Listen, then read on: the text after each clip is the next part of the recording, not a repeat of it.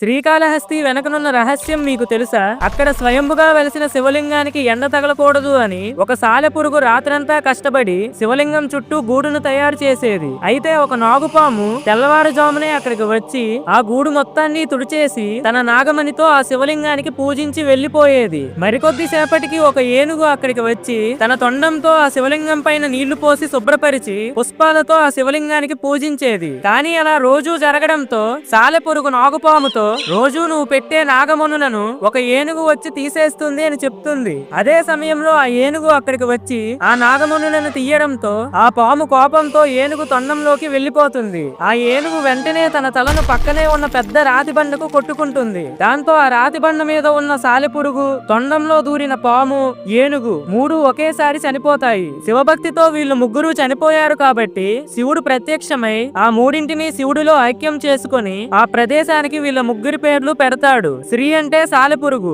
కాళీ అంటే సర్పం, హస్తి అంటే ఏనుగు. ఫ్రెండ్స్, ఓం నమః శివాయ అని కామెంట్ చేయండి.